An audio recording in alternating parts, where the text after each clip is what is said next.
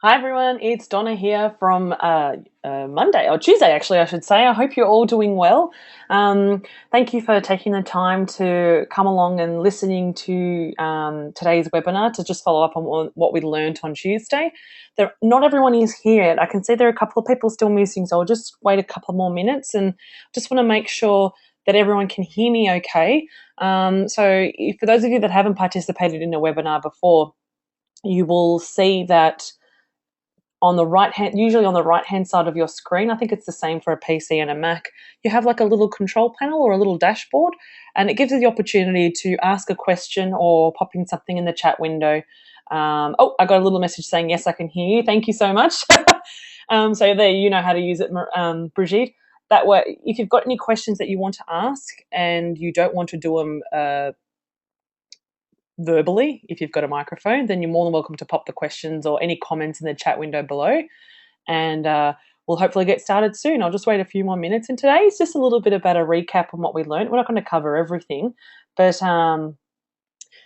it's just recapping what we learned and also giving you guys the opportunity to ask any questions if you've got any dying answers that you want to know, and also I suppose clarifying what we learned, because we did go over quite a lot of information on Tuesday and there's much more to come next week, and I just don't want you to be worried about coming up towards myself or Chris, or hopefully Rosie will be there next week as well with a list of 100 questions, which we don't mind, but if we can get some of them out here and help clarify yourself now, then that should help. So I'll just wait one more minute just to see if anyone else is popping on. Otherwise, we will get started.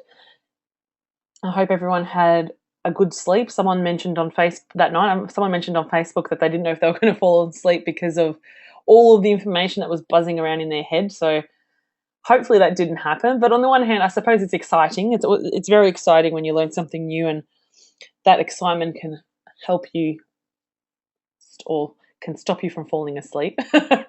And I just also wanted to say that don't ever be worried to asking for help or asking a question that you think, oh, I'm not going to ask that. That's obviously quite an obvious question. Never be afraid to ask for any kind of help, because the virtual professional or virtual assistant industry is actually quite supportive of each other, and we do like to help each other out. So if you ever have a question or you're ever not sure how to do something or where you need to go to get advice, then definitely ask for help. Don't ever feel worried about that. So looks like we just had another person pop on. I can just see someone else has joined the webinar. So don't worry, you haven't missed anything. We're just doing a little bit of an introduction, just waiting for anyone else to get on board, but I think we'll get started. So what I just wanted to talk about a little bit today is about recapping about what we've learned about what virtual professionals do. And there's Chris's lovely blurry photo she took. You can see my hand on the right-hand corner there as I'm waving my hand around as I'm talking. And the reason why I wanted to start off with this topic is just to point out the fact that there is lots of variety and a broad range of opportunities that you could potentially offer in your virtual business if you do decide to become a VA, if you're not one yet. So, from what I can see there, just to recap, there were things like diary management, data entry, project management, graphic design, social media. So there's a travel arrangements or travel support. So there's such a vast and wide range of services that you could potentially offer in your virtual business. So I want people to make sure that they're not stuck into thinking, oh, I'm just an assistant, I'm just a secretary, so I can only do typing and basic admin and that's it. There's lots that you can do. And if you don't know how to do some of these tasks, then there are opportunities to learn. You can learn officially with, official courses, things like, certificate and diploma courses in bookkeeping. And you can also learn from each other.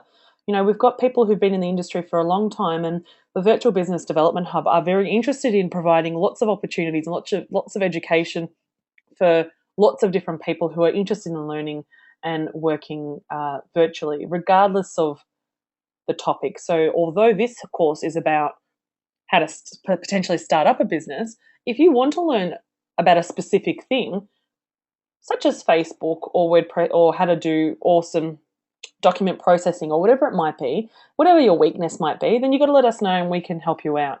So for those of you who are just joining now, if you didn't hear me say earlier, you do have the opportunity to ask questions. There is a little question control panel should be on your screen. So if you do have a question, just pop it in and we'll be able to answer your questions for you. Oh, I can just see someone else has joined, which is excellent. So we're just covering off the fact that VAs or virtual professionals can do a very wide range of services. So when someone asks you, what is a VA? It's not just that you're doing off-site admin support. It's really dependent on what you decide to do in your business. Has anyone here had a bit of a think about potentially what they think they might be offering specifically? Like obviously lots of people want to do lots of different things, but potentially you might have realized there's something quite unique or something quite specific that you want to offer in your business. And if you have thought of that, or if you would like to share that, then let me know. I'm happy to read your answer out or put your microphone on if you want to talk to the whole group. Otherwise, we will move along a little bit. So one of the other things we talked about, which I think really got people thinking on Tuesday, was about personalities and how they can help you in selling. So in my opinion, it is an important skill to learn that will aid you in the way you sell yourself. So by understanding different personality types, and it doesn't have to be in that particular, using that very Americanized description of lion, otter, beaver, and golden retriever. It doesn't have to be like that. You can, in your head, could have, this is a dominant personality, this is a nurturing personality. You might have your own descriptions, but at least if you understand the difference between the four main types of personalities and the way these people like to buy and the way these people like to learn about other businesses and their services and the way these people themselves run their business, because that's the big thing here. You need to realize you're offering support to other businesses, it's a B2B world, not a retail world. It's not like selling a product to a consumer and then they walk away. The people that you are selling your services to are also businesses. So they've got the same issues and concerns that you might be having in your business, such as costs, keeping their costs low or their expenses down. So if small businesses are worrying about cost, then you need to make sure that what you're offering and what you're selling yourself the benefit is far outweighing whatever the cost might be, because cost is not the only issue. My whole point here about personality is that by learning who you are and learning what they are, and you can do that, as I was mentioning, by watching people's behavior, listening to their language. I think the example I gave the other day was that when I was speaking to a natural therapist and all she spoke about was her family the whole time. She was building her business for her family. She was trying to make a legacy for her granddaughters. So that already tells me about the type of person she is and how she is likely to purchase or utilize my services. So when I was selling to her, I actually paraphrased that kind of language back to her. In my proposal, I outlined what I was offering her, and and I included language such as, this is going to be an amazing way for you to bring back income towards your granddaughters, and let's get this ball rolling so we can get this started. We want to make sure that you're leaving the best legacy you possibly could leave them. So I was literally paraphrasing in writing, because she wanted it in writing because that's her personality type. I was literally documenting what she was telling me she wanted. And she didn't even hesitate about purchasing and signing up for my services. I do it every time like that. I don't want you to look at people and be like, oh, that's a dominant person, they need to, or a lion, they like to make decisions on the fly. I'll just bring a generic contract or generic client agreement and just get them to sign it. You still need to tailor it for everyone and tailor it in a way that they can relate to and that they understand. I'm sure that's something that's going to pop questions into your head about, because it's not if you don't do it every day and you haven't been selling every day like I've been selling, then it's not the easiest thing you can learn overnight. And don't feel bad about it. It's just going to get better with practice.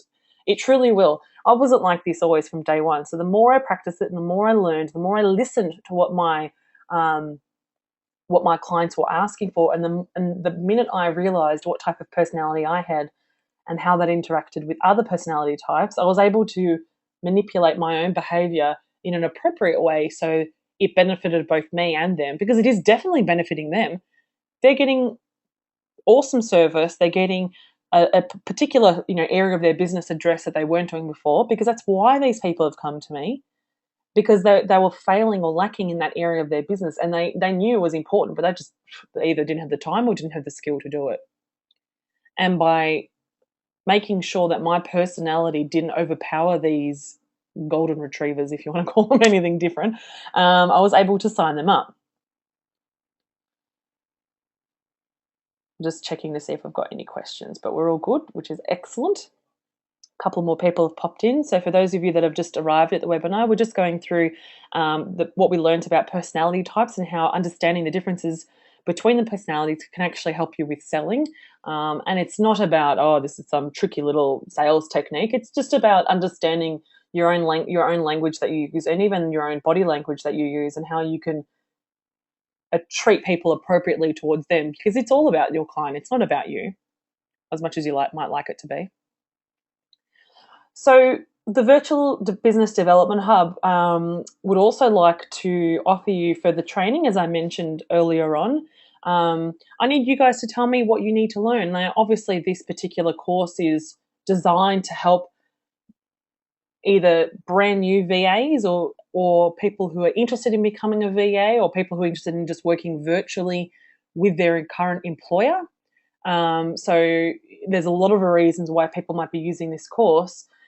But that's not to say that there are other trainings and other learnings you'd like to, be involved in. It might be social media. You might want to do an e-course on social media, or you might want to do something on WordPress. A couple of you mentioned that you would love to learn how to use WordPress, and there may be WordPress courses online, and I'm sure there are, but are there local ones for you? Are there face-to-face options? There might be, there might not be.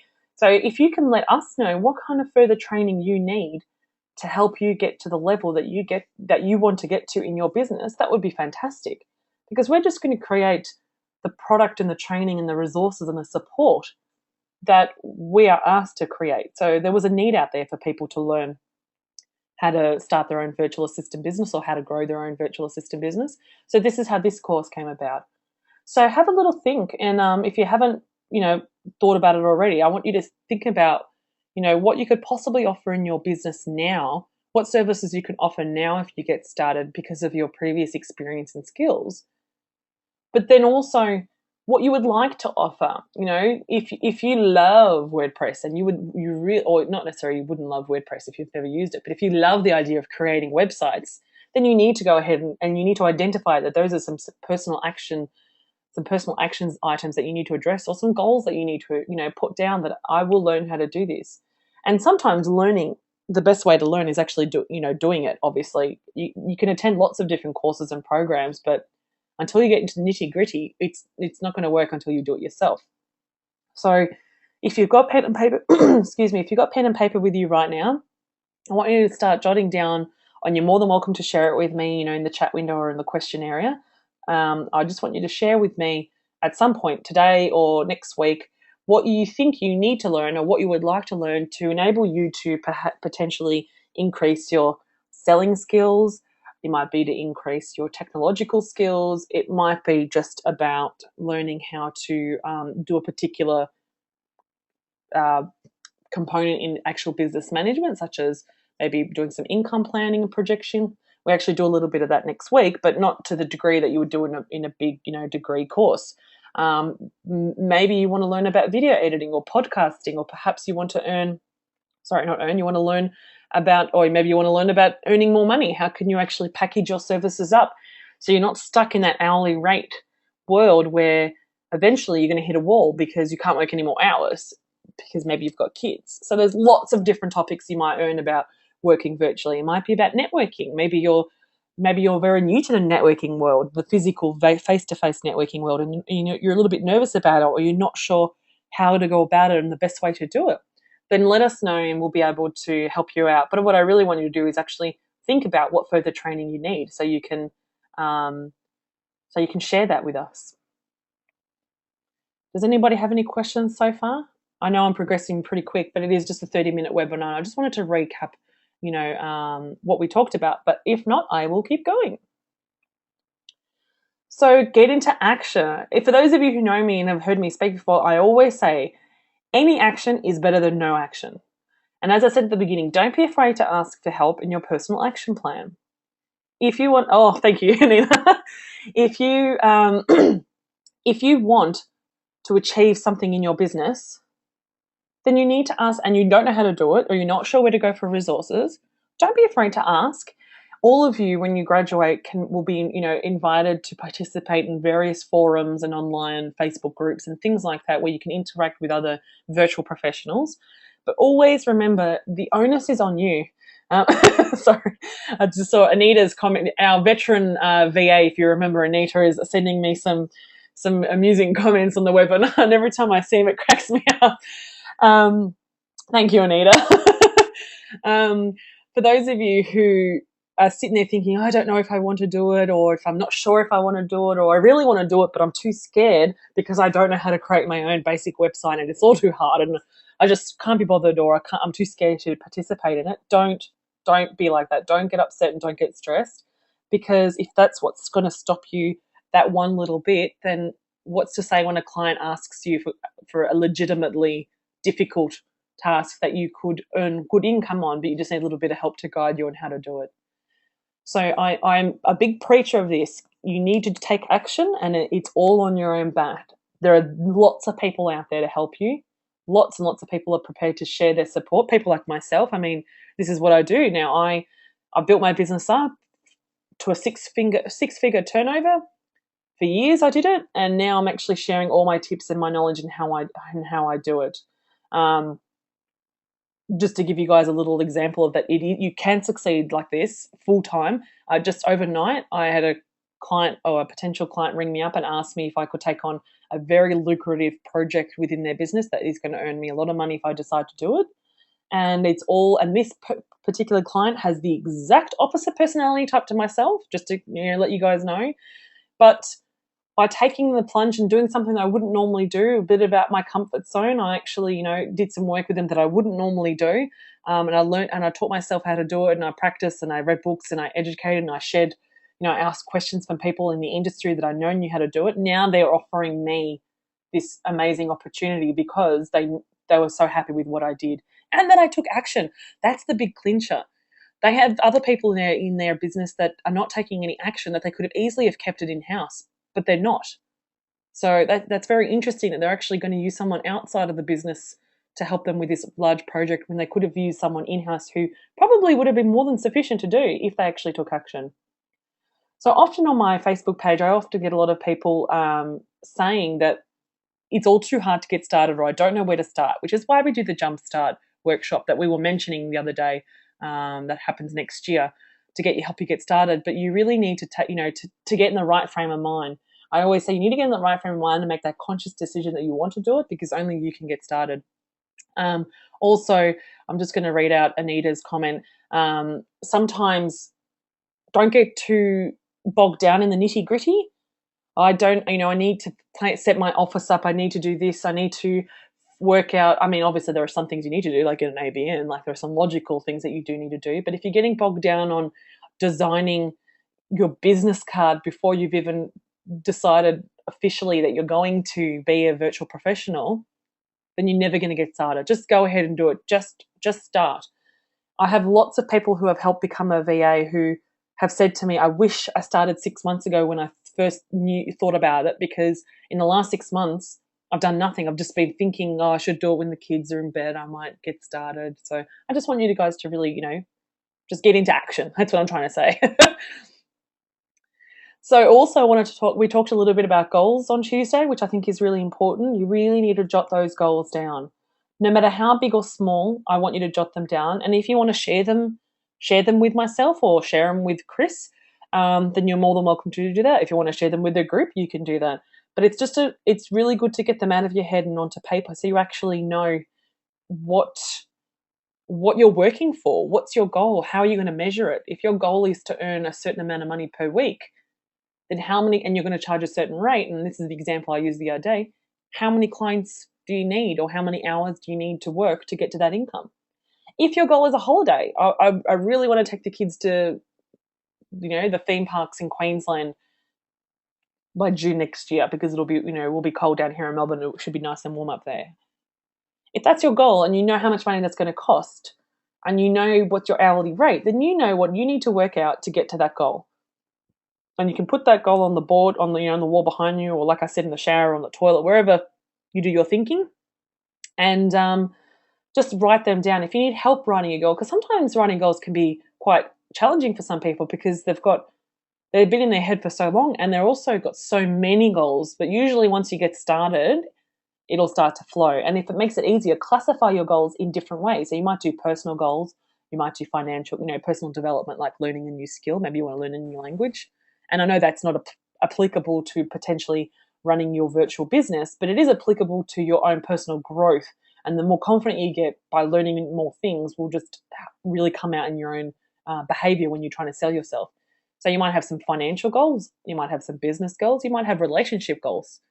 You might have a goal that you want to make a conscious effort to actually have a date night with your partner once a month, because you never guys get to hang out together. Whatever it is, if you classify your goals in various categories, sometimes it's a little bit easier to get them out of your head rather than having one big mishmash of writing all over the place. So I really encourage you to set some goals and write them down. And your goals, I suppose, are in a way are highly connected to your personal action plan document that is included in your assessment book. So your goal might be, if Anita doesn't mind me borrowing, one of her goals was updating her website. So her personal action plan might be, research, X, or it might be, take along the support of Y, or wherever it might be, to update her website on how she wants to update it, whatever her reasoning is behind it. One of my goals, for example, is doing the e-course. So my action plan is record the e-course. How am I going to record it? Well, I need to get some software. I need to get some technical support on some audio. I need to get it, put nicely on the website. It needs to be uploaded. Like, there's lots of little steps involved in that little action for that goal. So definitely make the effort for you guys to jot those goals down. It's really important. I think it's important for any business, not just a virtual business. You always hear people say that those that don't set goals or any guidelines on why they're doing what they're doing, they tend to just slide off the bandwagon because they kind of forget why they're there in the first place. So the other point I wanted to talk about is question time.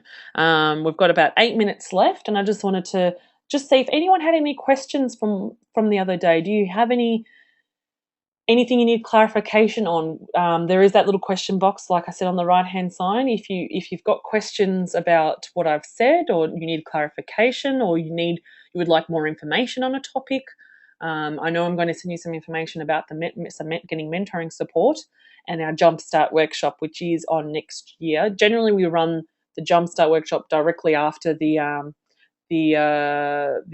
program, but there was no time this year to do it, so that's okay. So I've just got a question. I'm just going to open up and read it. Okay, so someone suggested that having a business card is a must, but don't worry about other marketing material until you need them. Totally agree with that. What my point earlier was that if the whole reason why you haven't actually started telling people you're a virtual assistant is just because you haven't got your cards in your pocket yet, I don't think that's worth it. I think you should still start telling everyone about it.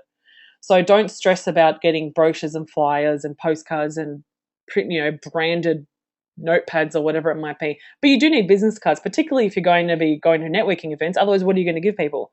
You're not even going to give them a post. I always say to people, you can't walk in with a post-it note with your number written on it. That looks atrocious.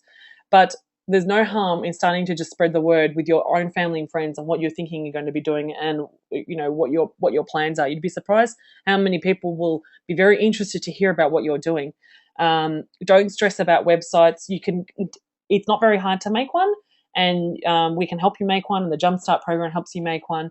I know a lot of VAs who are starting out who run their entire online presence is on Facebook, like a Facebook business page. And this particular VA in Sydney, she's getting clients at the moment, so that's not an issue for her. She's going to get a website. She just hasn't got around to it because she's got a 1-year-old. So I think this all relates back to don't getting bogged down in the nitty-gritty and just getting yourself started. I think you need to be aware, though, that obviously you will need to give people something if you're going to educate them about your business, especially if they're a stranger. If you're, like you said, if you're telling your family and friends, you can get back to them with some contact details. The other thing actually I wanted to mention that nobody's actually said yet is, or questioned me is, please, please, please don't get an email address like virtual service provider 81 at gmail.com or something like that. I just made that up, but it's not, it's really unprofessional. It just looks like you just made it up on the fly, that you're not that serious. So I have met a few people who have that's their email address, like it's not that it's Gmail, it's the fact that it's got, you know, not a professional name in it. I've had one lady that was like sexybear at hotmail.com, and and the reason why she had it was her only email account. It's the original one she had when she was a high school kid. So you really got to think a little bit beyond that. So I've just had a little bit. I'm just going to read one of the questions because it's quite long. So someone is trying to find their main niche.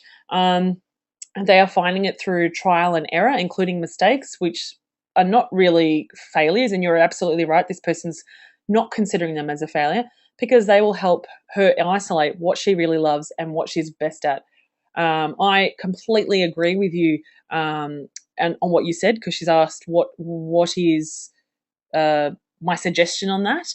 And I think there is quite possibly, most of you might change your niche more than once, and that's not a big issue. You might add a niche and you might take away a niche, and that trial and error period is, I don't look at it as a failure, and you're still learning and growing. The biggest thing is if you follow through on the work that you're doing and you treat each client with respect, and they can see that respect and that you're actually giving good support. Just because you've changed your mind and you decided to go in a different path, it's no big deal, because you're still delivering very good support. So I totally agree with you there, the lady that said that. I didn't want to say your name because I wasn't sure if you wanted me to share it or not. But I think doing the trial and error is good, but also think about what your background, your passions are. That's the other thing to think about. So if you're using, I mean, can you tell me one of the niches that you're not working in now and why? I'd just be interested to hear. Because if you picked a niche previously that you must have picked it for a reason, you must have liked it or something, and now that you are not working in it, there's got to be a reason why that has happened, and it might be a good thing for me to share with everyone. One of the VAs that I'm helping at the moment, she's not coming to this course, she does something different. She's changed her niche a few times, and her niche changing is not because she doesn't like the original niche. She's actually looking at it from an income perspective. She has realized there are in her world, there is a particular niche that she actually can make more money with less effort. And that's purely how she's positioning herself. She's not positioning herself on her passions, because the industry is not her passion at all. She's never worked in it and never will. She's not basing it on her experiences, because the service that she's offering is applicable to any industry. It's not market specific. Like, for example, my financial planning work was quite market specific. So it's almost like, say, for example, data entry. Data entry can apply to lots of different industries, but the particular industry that she's honed in on, she's doing it purely from a financial and income potential perspective. So there are lots of different ways that people approach their business, and it's taken her a while to get to there. And the reason why it's taken her a while to get to that spot is because she's realized that the previous industry she's working with, which I think might have been business coaches or something of that nature, which I've had as clients before, they can be demanding clients. And she doesn't want to be a VA that works 38 hours full time. She doesn't want to be that high level support. She just wants to work willy-nilly, 1 hour here, 1 hour there, have a couple of subbies underneath her, and she wants to party her life and have great time. And that's her choice, and that's totally awesome. But the clientele didn't match her original goal in her business, so she had to change slightly. So it's interesting that topic came out, that lady that just mentioned earlier. Thank you for mentioning that. Are there any other questions that anyone might have before we close up? Oh, you're welcome. Otherwise, if there are no other questions, I will shut this webinar, and I'm thinking I might do one more before Tuesday next week, which I'll share with you guys, because a lot of you are asking about technology and working in the cloud, and we don't specifically talk about specific technology and opportunities that you can use in your business. In next week's component, it's a little bit different. It's more about communication and some income and expense planning and things like that. So I know some of you were very interested in, work your servers online and having soft phones, so being able to answer reception calls online. And even, Anita will probably be able, and Chris and Rosie will probably be able to share content about certain tools that they use in their business that would benefit, that you might not be aware of. You know, there are programs that help you manage multiple social media accounts if that's the niche that you want to work in. So I might schedule one more webinar for that, another 30-minute one, just to open your eyes to what is actually out there and what you could possibly do and the kind of costs that are involved with it, because not all of these things are free.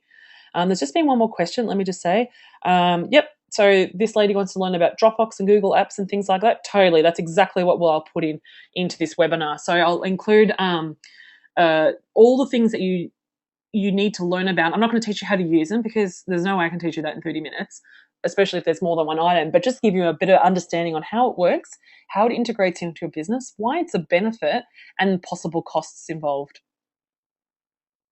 So that's it. I hope you guys learnt lots and I helped clarify anything and you enjoyed listening to me talk again. And if you've got any questions, feel free to shoot us an email. Don't be afraid, don't wait till Tuesday if you've got a burning question. Otherwise, I will talk to you soon. And I think there's just one more. Oh, there's all thank yous. Thank you, everyone. I appreciate that you guys have actually been listening. Talk to you all soon. Bye.